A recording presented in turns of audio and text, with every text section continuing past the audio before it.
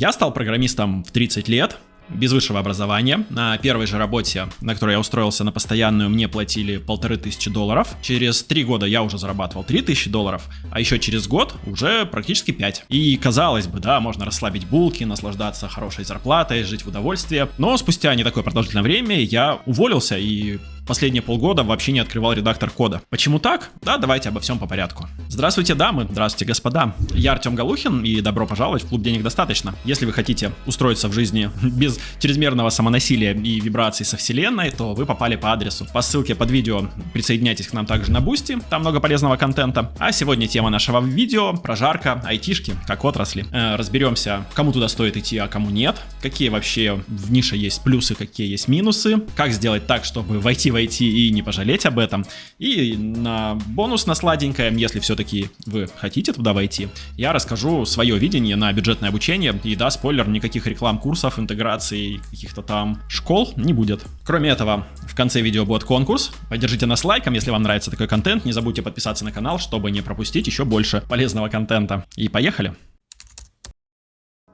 Начнем давайте с понятий. IT — это информационные технологии, и индустрия включает в себя все, что угодно, от разработки сайта для зоомагазина и для разработки космического спутника. Важно также называть вещи своими именами, не говорить в IT, как будто это вступить в клуб какой-то или масонскую ложу. На самом деле, в IT это значит освоить какую-то из профессий, которые есть в IT-индустрии, и для вот такого входа с улицы их доступно не так уж и много. Это UI UX дизайнер, собственно, программист-разработчик, проект-менеджер, дата-аналитики, дата-сайентисты, профильный HR-специалист, ну и тестировщик или специалист QA. Повторюсь, да, это как раз те специальности, которые доступны условно после курсов в качестве первой ступени. Есть специальностей больше, но остальные вы попадете только если уже будете иметь какой-то опыт работы. Так как я сам последние 5 лет работал программистом, то буду рассказывать немножко с перекосом в эту сторону, так как это мой опыт личный. Но в целом, часть большая того, что я расскажу, она применима и к другим специальностям, а на части где-то акцентирую еще свое внимание. И прежде чем говорить о плюсах и минусах айтишки и глубоко в нее погружаться, давайте ответим на главный вопрос, а кому вообще стоит идти в IT? И вам стоит или не стоит? Основной маркер того, стоит ли вам туда идти, это ответ на вопрос, а зачем вы это хотите сделать? И если единственный ответ — это заработать денег, а программировать, возиться с компьютерами, сидеть целый день на одном месте, там, разруливая в чатиках какие-то вопросики, если вам все это скучно, то, скорее всего, вам не стоит даже тратить время и деньги на то, чтобы пытаться туда войти, тупо ради того, чтобы заработать деньги. Если же вас прет сама тема, вам интересно копаться там в каких-то технологиях, браузерах, неважно, может, вы любите в телефоне там мобильные приложения, и вы видите себя в этой истории увлеченным человеком, то, скорее всего, вам подходит айтишка, и задержитесь вы там, и денег много заработаете, еще и удовольствие получите. Если, собственно, это ваш случай, давайте продолжать дальше и разбирать, а какие в нише есть плюсы и какие есть минусы. И начнем давайте с плюсов. Та самая радужно-пони-единорожная айтишечка. И первый, на мой взгляд, самый важный, наверное, плюс в том, что это замечательный социальный лифт. Мало так сходу вообще, я не уверен, что еще можно назвать какие-то такие профессии, которые можно за годик-два освоить, потом запрыгнуть в рынок и практически сходу начать получать зарплату выше, чем то, что средняя по России, условно, по палате, да, чем некоторые инженеры после получения вышки получают и после приобретения нескольких лет опыта работы. А до недавнего времени это был прям сверхскоростной такой социальный лифт, и можно было прям очень-очень быстро хорошо выстрелить. Подняться! Второй плюс, тоже, кстати, очень-очень важный, то, что индустрия молодая, и все правила там новые, свежие, молодые, они как бы отвечают каким-то веяниям. Культура экологичного общения, это вот все про айтишечку как раз. Это не то же самое, что сидеть на каком-нибудь НИИ там с престарелыми дедами, которые клеят модельки корабликов, и я видел, да, понимаю, о чем говорю. И это не то же самое, что работать на стройке с какими-то там абреками из 90-х, которые тебе будут грозиться сломать ноги. Это прям нормально, здоровая культура, это коллектив, в котором приятно работать, и это на самом деле дорогого стоит. И третий важный плюс, который я тоже хочу прям подчеркнуть, это перспективность самой индустрии. Здесь, во-первых, как бы не кошмарили там со всяких разных каналов на YouTube о том, что программистов заменят нейросети, роботы. На самом деле, я думаю, что, как минимум, в ближайшие 10 лет такого точно не случится. Но даже если это потихоньку начнет происходить, IT — это все-таки та ниша, которая заставляет тебя все время погружаться в технологии, то есть быть вот на грани, тебе надо изучать новое, знать про него, и ты более чем другие подготовлен, собственно, к изменениям, и ты к ним можешь адаптироваться заранее. заранее, когда все уже будут бежать, потому что поздно, а ты будешь заранее где-то там в тепленьком месте находиться. Можно назвать еще кучу, на самом деле, плюсов, и если, кстати, вдруг вы в айтишке работаете или что-то про нее знаете, буду рад, если накидаете чего-нибудь в комменты, обсудим прямо там. В целом же, резюмируя, вы окажетесь с хорошей зарплатой, в молодом коллективе, с перспективами, защищенностью и на гребне технологий. Ну, чем не работа мечты. Но есть нюансы. Давайте к минусам. Вообще, конечно, хвалебных видео про айтишку на ютубе прям ворох, можно найти массу, поэтому я старался сконцентрироваться именно на минусах, чтобы поменьше желающих велось на вот эти все ролики каких-то там школ, и огромные деньги на самом деле валивали в курсы. И большая часть актуальных минусов, связанных с айтишкой, они происходят из американской и частично общемировой вот этой экономической рецессии. И казалось бы, какое нам дело, да, до того, что там происходит в этой Америке, но на самом деле IT-рынок, он имеет такой мировой характер, он очень сильно связан между разными странами, и в том числе оттуда идут разные тенденции, и как бы если там что-то плохо, то оно также распространяется и дальше. Помните, как великий и виральный Илон Маск купил Twitter и одним из первых своих решений разогнал около 70% штата? Я не пользуюсь сам Твиттером, но забавно, что те, кто пользуется, говорят, что с тех пор Twitter работает как никогда быстро. Цукерберг заявил об увольнении больше 11 тысяч сотрудников из Меты, что тоже неудивительно, учитывая, как его акции провалились после того, как провалился проект с метавселенной. Вообще, за прошлый год, 23-й, по штатам сократили около 270 тысяч сотрудников IT-отрасли, в том числе много и программистов. И именно такой лавинообразный характер имеет вот эта вот волна сокращений в том числе, потому что айтишка, она отрасль, в которой любят перенимать тренды лидеров. И если пришел Маск и уволил, значит, там следующий уволит этот, и они по цепочке все начнут разгонять сотрудников, потому что инвесторы вот смотрят, если крутой дядька так сделал, значит, и другие крутые дядьки тоже так делать будут. Если копнуть чуть глубже, то почему происходят все эти увольнения? Во-первых, очень, на самом деле, важный фактор – это компенсация взрывного роста и взрывного набора сотрудников предыдущая. Что во время пандемии рынок мощно рос, хантили всех подряд, и сейчас пришло время кого-то из них увольнять. Во-вторых, из-за того, что прибыло людей, запрос стал меньше, стали выше требования к скиллам сотрудников. Если раньше набирали иногда прям всех не глядя, и с расчетом, что потом там кто-то вырастет, кто-то отвалится, то сейчас тех, кто не дотягивает по каким-то показателям, хард или софт-скиллах, их просто начали сокращать. Алкаш! Да! Подходишь. Ну и третьим пунктиком можно ради небольшого хайпа сказать, что AI, искусственный интеллект, все-таки потихоньку оптимизирует работу программистов и кое в чем сокращает в них необходимость. Вторая большая такая группа минусов айтишки, вот современных тоже актуальных, в том, что стало меньше денег. И что это значит? Во-первых, для кого-то это значит, что за ту же самую зарплату люди стали работать больше, условно за себя и за Сашку. Потому что если коллег сократили, кому-то эту работу выполнять надо, и теперь все те ютуберы-программисты, которые раньше записывали видео, как они в Кремниевой долине ходят из кафешки в кафешку и там, час в день условно пишут код, вот их всех разогнали, а те, кто остались, теперь никуда не ходят. Во-вторых, большая такая проблемка — это демпинг и вообще высокая конкуренция среди новичков. Ни для кого тоже не секрет, что в последнее время наплодилась куча всяких школ, которые начали обучать всех там программированию тому же, и теперь на каждую какую-то вакансию, а справедливости ради, на там джуниоров и на стажеров вакансий раньше-то особо не было. Сейчас на каждую из них там сотни, тысячи уже человек начинают оплавиться, что, ну, как бы, очевидно, очень-очень много и очень сложно попасть людям туда, учитывая особенно, что их-то на курсах им рассказывали, что они будут получать там по 200 тысяч в месяц, как бы, сходу, а такой зарплаты нет и не предлагают. И еще, учитывая то, что вообще компаниям-то на самом деле понятно, что новичков хантить и не особо выгодно. Те, кто этим занимаются, обычно все, что они в ответ получают, ну, они тратят время, они вводят человека в дело, да, специалиста выше уровнем его контролируют, учат, как правильно работать, а новичок же в ответ потом через какие-нибудь полгода идет и меняет работу, просто потому что так гораздо проще поднять себе зарплату. Ну, в общем, проблема новичка стоит как никогда остро, и не так уж просто сейчас прям войти и войти. И третий минус такой, не сразу, наверное, очевидно, в чем он прям большой минус, это отсутствие или практическое отсутствие возможности работать за бугром. То есть теоретически, конечно, для кого-то это возможно, но для единиц и очень-очень весомых, и прям если работодатель очень-очень сильно пойдет тебе навстречу, что, скорее всего, возможно, если работодатель с тобой уже 100 лет работает. Так вот, в чем суть? Во время пандемии особенно, я тогда уже как раз там какой-то 2-й или 3-й год, да, в айтишечке варился, потихоньку занимался, очень-очень быстро выросли зарплаты, то есть они там за год, за два выросли прям, не знаю, с 80 тысяч рублей и там до 250-300 у одинакового уровня специалиста. И это произошло в основном потому, что из-за рубежа хантили у нас разработчиков, и, соответственно, те, для кого в долларах эта зарплата невысокая, они у нас раз поднимали планку по зарплате, а местным, чтобы конкурировать, надо было тоже поднимать планку. Вот, сейчас же вся эта лавочка подприкрылась практически, потому что, и деньги не получить, и работать токсичненько местами, то, соответственно, и нет такого уже драйвера для роста зарплат, там, внутри России, например. Вот, стоит тоже об этом понимать. Третий большой минус, на мой взгляд, это то, что IT имеет такую немножко пирамидальную сущность по себе. Возможно, вы слышали такую тему, что компания Uber, да, которая работает в огромном количестве стран на планете, вообще-то была долгое время самой убыточной компанией вообще в истории человечества. И только через 10 лет после своего создания, в 2021 году, она начала приносить какую-то прибыль. Как такое вообще возможно, да, если и бизнес, по идее, это извлечение прибыли, построение каких-то эффективных бизнес-моделей, а все просто. Кремниевая долина, место, где родились вот эти венчурные инвестиции, имеет, собственно, венчурных инвесторов, а это такие ребята, которые любят вкладываться в высокорисковые активы, то есть высокорисковые или волатильные. Я имею в виду, что они либо могут полностью провалиться, либо могут очень-очень круто выстрелить, и они вкладываются прям в сотни стартапов, закидывая в них деньги, с расчетом, что хотя бы один из них, но вот так вот космически выстрелит. И вот получается, что у подобных компаний, собственно, нет необходимости показывать прибыль,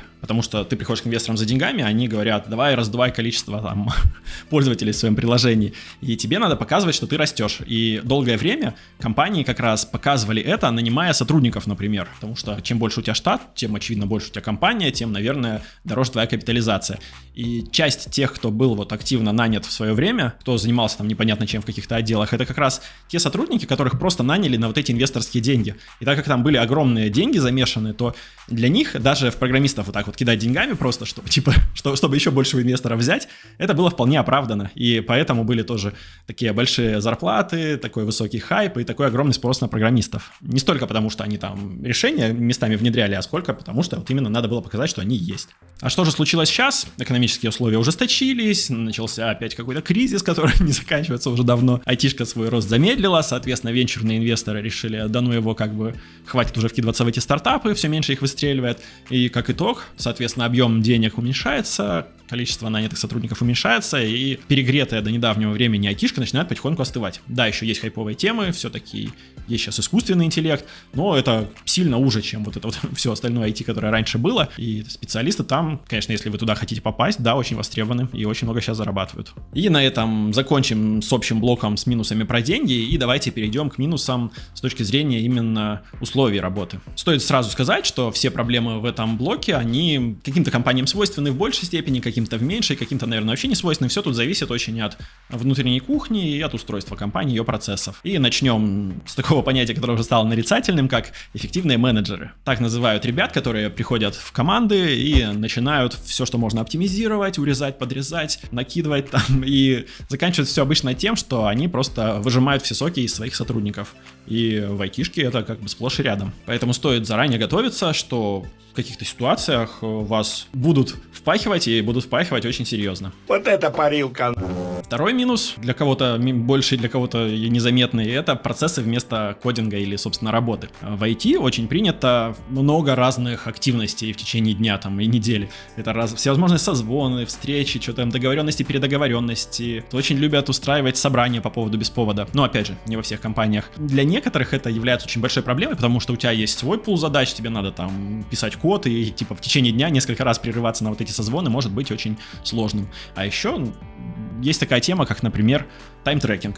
Или вообще есть тема с трекингом экрана, когда ты что-то делаешь, а твой экран записывается постоянно, чтобы контролировать, что ты вот не ютубчики смотрел, а код писал. И вот тем, кто не любит такой микроменеджмент или мегаконтроль со стороны работодателя, это может быть весомым минусом. Третья проблема, я бы ее назвал проблемой роста, и проблема тут в основном в том, что часто в компаниях некуда расти. И все бы ничего, вы бы могли себе с удовольствием сидеть на своей позиции, да, и чем-то заниматься, но тоже в IT принято, есть такой процесс перформанс-ревью, когда вас раз в полгода или раз в год вызывает ваш прямой начальник, и вы с ним обсуждаете, что получилось крутого сделать, где ты продвинулся, какие у тебя там планы на следующий период. То есть вас, с одной стороны, мотивируют расти, а с другой стороны, вам не показывают, куда вообще расти-то и можно. Для кого-то это тоже может быть самой проблемой. Четвертый минус, и это в целом общий минус для любой такой офисной работы, это внутренняя конкуренция. Вы попадаете в довольно конкурентную среду, где тоже как бы не пальцем деланные люди вокруг, и добавить добавьте сюда еще то, что у людей тут очень высокие амбиции, и есть возможность и в моменте получать высокую зарплату, и еще ее сильно увеличить. И вы получите такое гремучее комбо, где палец в рот не клади уж, коллеги, и можешь иногда и не знать, а кто твой союзник, а кто твой там враг в этой офисной борьбе. И для тех, кто не любит вот такие подковерные игры, это очень тяжело может быть работать в такой команде. Пятый минус, как ни странно, учитывая, что я говорил, что это молодая индустрия и такая модная, молодежная, но есть дискриминация. Причем дискриминация может быть по самым разным принципам, признакам. Чаще всего мне, наверное, встречалась дискриминация по признаку возраста. Эйджизм такой, когда старичков не берут на работу, потому что, боятся просто, что там пацаны, которым по 20 лет, они еще там, не знаю, в институте только поучились, не смогут с ними найти общий язык, и из-за этого коллектив не срастется. И мне же также встречался еще и шовинизм, или как девушек-кодеров не принимают всерьез. Я такое видел, к сожалению. Но тоже это не везде так. На самом деле есть компании, где все вполне окей, и дискриминации никакой нет. Но я таких не знаю. И шестой минус, последний в блоке про условия работы, это необходимость софт-скиллов. Это даже не совсем такой минус, это как бы важное такое но, которое нужно себе удержать в голове, что обучившись только техническому навыку, автоматически вы не станете востребованным специалистом. Важность софт-скиллов часто очень высокая, и она все еще продолжает расти. И если раньше можно было быть вот этим технарем, с которым не от мира сего, и никто с ним не говорит, потому что он на них огрызается, то сейчас, скорее всего, так уже не получится. И к вам конкурировать придет человек, который и общается замечательно, и людям улыбается, и весь такой из себя добрый, хороший, и еще и навыками обладает. И вам нужно быть таким человеком, чтобы, собственно, на рынке труда хорошо конкурировать. И вот пришло время для последнего такого блока проблем, но далеко не последнего по важности. Это психологические проблемы. Это ровно то, с чем у подавляющего большинства, или, наверное, даже у всех начинается работа в IT, и у части, в том числе и у меня, заканчивается. Я работу, конечно, не закончил, но пока притормозил, какое-то время отдыхал, как я в начале видео уже говорил, именно потому, что, словил выгорание и некоторые вот эти психологические проблемы. И давайте я расскажу, какие они тут могут быть. И первое, с чем, собственно, все обычно сталкиваются, это синдром самозванца. Здесь есть еще синдром самозванца-самозванца, там можно уйти в рекурсию, а можешь ли ты вообще называться самозванцем? Суть в том, что тебе все время кажется, что ты не тащишь, что тебе платят больше, чем ты заслуживаешь, знаний у тебя все равно нет, другие справляются гораздо лучше, и это неудивительно, потому что объем знаний, который присутствует, он очень огромный, все это знать невозможно, и всегда в какой-нибудь беседе вы попадаете на ситуацию, в которой говорят о чем-то, о чем вы не знаете, и вам сразу кажется, что все об этом знают, а вы нет. В общем, пока вы не научитесь справляться с тем, что можно не знать в моменте о чем-то, и из такой ситуации вполне можно выйти, сказав просто: да, давайте позже обсудим, я как раз тоже там пошарю, поизучаю вопросик. Вот пока к этому не придете, будете все время себя чувствовать самозванцем, а возможно и вообще все время будете.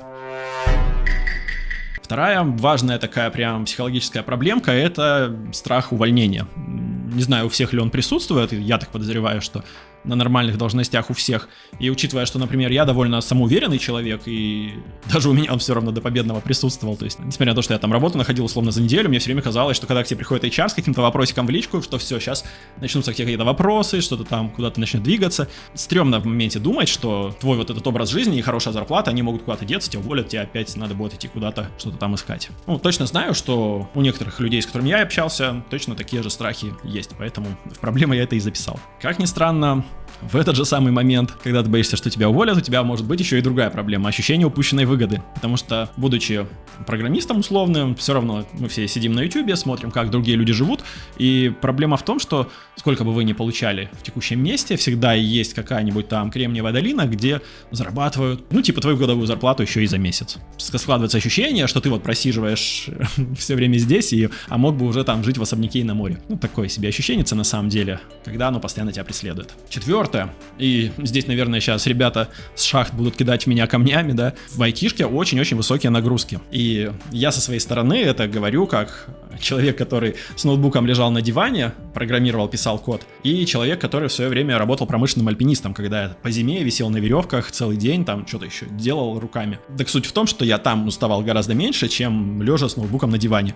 А все как минимум потому, что на стройке я переоделся в одежду в гражданскую, вышел с объекта, и все, я не работаю. А в программировании не мог уснуть иногда, потому что у меня в голове крутилась тема, как исправить баг. Иногда я во сне что-то там исправлял целую ночь, а потом просыпался и снова исправлял. Ну, в общем, от работы очень сложно отключиться в такой ситуации. И спрос при этом довольно высокий, ну, потому что много так просто никто не платит. Ну и вот мы подобрались к пятой проблемке, которая много, к сожалению, кто с ней сталкивается, это выгорание. Когда вы сталкиваетесь вот с огромной этой кучей давления на вас оказываемого, или еще и сами вы его большую часть на себя оказываете достаточно долгое время, и весь этот груз начинает перевешивать вашу увлеченность темой, да, там, зарплату высокую, еще что-то, вот здесь уже включается выгорание. Однажды просто вы открываете ноутбук, редактор кода, и у вас пальцы не шевелятся, и код писать неохота, и становится как-то отвратительно, и, ну, собственно, поэтому, наверное, вокруг айтишки, мне кажется, целый пласт психологов уже появился, которые решают вот эти вот проблемы айтишников выгоревших, чего до этого, собственно, не было в таком количестве.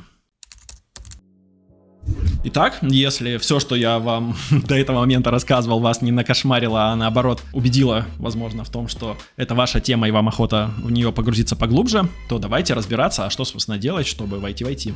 Во-первых, такой мой личный прям совет, я советую прям с самого начала учиться самостоятельно, не ходить по курсам, там еще что-то, потому что, научившись учиться самостоятельно, вы себе, собственно, профессию айтишника условно и освоите. Большая часть того, чем вы будете заниматься в будущем, это возможность самостоятельно решать проблемы. И чем раньше вы этому научитесь, тем больше у вас шансов, что вы туда успешно войдете. Профессию. Тем не менее, здесь есть второй совет. Постарайтесь найти наставника. В идеале, конечно, если это будет ваш какой-нибудь друг, брат, сват, который вам где-то поможет и подскажет. Ну, либо можно за деньги нанять человека. Я думаю, достаточно ресурсов, где такие ребята обитают. Здесь он нужен для того, чтобы в каких-то прям моментах жуткого затупа, когда вы сами не можете понять, что делать, вот к нему обратиться, и он вам прям подскажет, и это вас очень сильно забустит. Третий от меня совет. Качайте софт-скиллы, читайте, что это такое, читайте, как их качать, потому что от вашей коммуникабельности и способности к общению и работе в команде очень многое зависит, возможно, даже больше, чем, собственно, от вот именно хард-скиллов или технических навыков. И да, кстати, мы же здесь, собственно, про осваивание профессии, про то, как устроиться в жизни, поэтому если вам тема софт-скиллов интересна, прям поглубже так разобраться, в чем там дело, чему учиться, то дайте активности в комменты и пишите, и мы снимем вам прям отдельное видео, где мы разберем этот вопрос. И четвертый такой бонусный советик от меня, добавьте фана в свою жизнь. Есть такой сериал «Кремниевая долина», или Silicon Valley, про стартаперов как раз, про всю эту индустрию, от создателя Бивса и Батхеда, очень крутой сериал, и если вдруг вы его начнете смотреть и вам покажется, что это скучно и уныло, то айтишка точно не для вас, короче. Если будете смеяться, не сможете оторваться, то вы поймете хотя бы, куда попадете примерно. Там часть преувеличена, часть романтизирована, но в целом все показано довольно верно. И если вы решили идти в IT, особенно в программисты, то сейчас будет самый бонус для вас. Совет о том, как учиться от меня, как я сам учился и как я вижу, что можно сделать это эффективно и практически бесплатно, ну очень дешево. И первый мой совет, как ни странно, научитесь гуглить, если вы еще не завели себе такую привычку. Прям вот открыть Google и написать «хочу научиться программированию, как это сделать». Если вам не нравится выдача, немножко переформатируйте запрос, еще что-то туда добавьте, уточняющие слова. Посмотрите, что, собственно, вам предлагает выдача. Скорее всего, вы найдете где-нибудь сайт, где уже написано прям по полочкам, по порядочку, какая-нибудь схема может показана, развитие навыков. Ну и, собственно, с этого начнется весь ваш путь. И, кстати, по секрету, это основная механика работы программиста.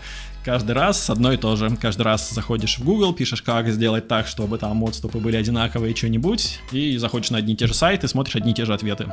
Несколько лет, много лет.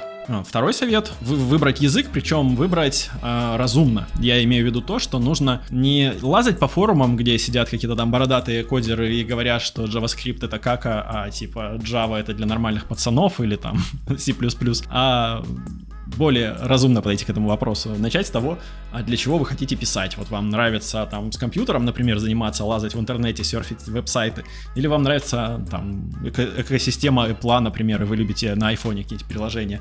Вот в зависимости от того, что вам больше нравится, погуглите, какие технологии там используются, и выбирайте лучше их. Вы хотя бы так сможете проверить и понять вообще, зачем вы учите язык и что вы на нем будете делать. От себя же, вот я, например, выбрал JavaScript и фронтенд разработку, хотя до этого пытался Java Java тоже учить в какой-то момент. Просто как минимум потому, что это самый популярный язык, на него самый высокий спрос на специалистов, туда минимальный порог входа. Очень просто в браузере проверить то, что вы там наваяли, как бы не надо ничего усложнять. Поэтому мой совет, не знаю, мой выбор как идеального языка для новичка, ну, JavaScript, например. Но опять же, если у вас свои какие-то предпочтения, welcome, гуглите, языков много, на всех хватит. Главное не выбирать какие-то супер такие узкоспециализированные, потому что замучитесь на них искать работу.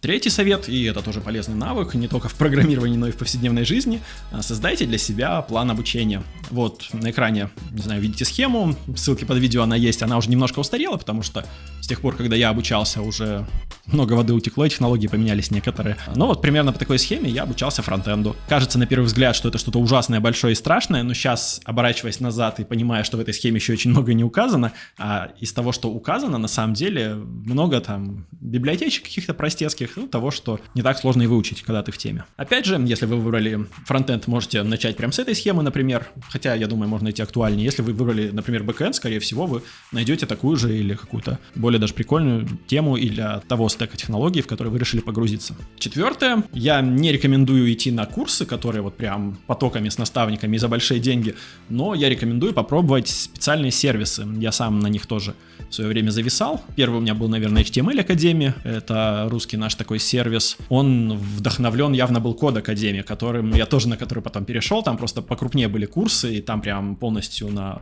фуллстека и на фронтендера можно было обучиться. Там очень прикольно, динамично, и прям в одном окне вы можете и писать код, и смотреть результат, и шаг за шагом, урок за уроком обучаться. Вот, есть еще прикольный сервис Udemy, но они с Россией что-то там переставали работать, я не мог там купить последний раз, помню, курсы. Ну и тоже у него есть куча аналогов, где есть именно видеокурсы. Да есть, в конце концов, бесплатные магазины, где вы можете их скачать и вообще на халяву пройти. И я думаю, что небольшая разница, на самом деле, между вот этими там за 1000 рублей курсами и за вот этими там за 200 тысяч рублей, где вас будут полгода эти же самые видеоуроки показывать. Пятый совет, самый важный совет. Каждый раз, когда вы чему-то учитесь, нужно сразу применять, стараться это на практике. И здесь, конечно, тоже не исключение, потому что еще и знаний будет столько, что вы их будете забывать, как бы даже если будете практиковать. Но чем раньше вы найдете практику, тем лучше. Можете, если не знаете, куда пойти постажироваться, там с кем договориться, придумать себе какой-нибудь свой стартап и вот его пилить. И как бы когда у вас есть задача, и когда вы понимаете, где вы сталкиваетесь со сложностями, вам гораздо проще понимать, зачем вы учитесь, чему вы учитесь, и применять это на практике. И ура, мы молодцы, разобрались с айтишкой, разобрали плюсы, минусы, ниши, кому стоит туда идти, кому не стоит, чего ожидать. Дело за малым, если вас все-таки вдохновляет эта история, и, как я уже говорил, это все-таки хороший социальный лифт, и вам охота им воспользоваться, то дело за малым, осталось только начать с чего-то, да? И говорят, что Илон Маск стал таким богатым, потому что когда он досматривает видео до конца, он подписывается на канал, поддерживает лайком авторов и в комменте еще и пишет свое мнение на тему видео. Так что будьте как Илон и напишите нам коммент, мы будем очень рады. И кто не подписался, я не виноват, пропустите весь самый годный контент на YouTube про деньги. Внизу ссылка на Boosty, забегайте, подписывайтесь.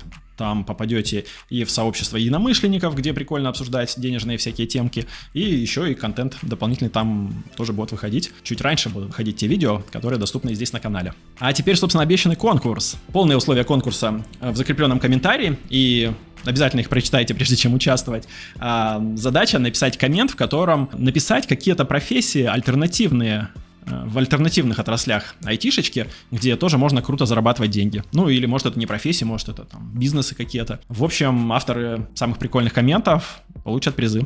Надолго не прощаемся, вот вам рекомендации, что еще прямо сейчас можно посмотреть. И в это видео тема у меня для вас исчерпана. С вами был Артем Галухин и Клуб Денег Достаточно. Пока-пока.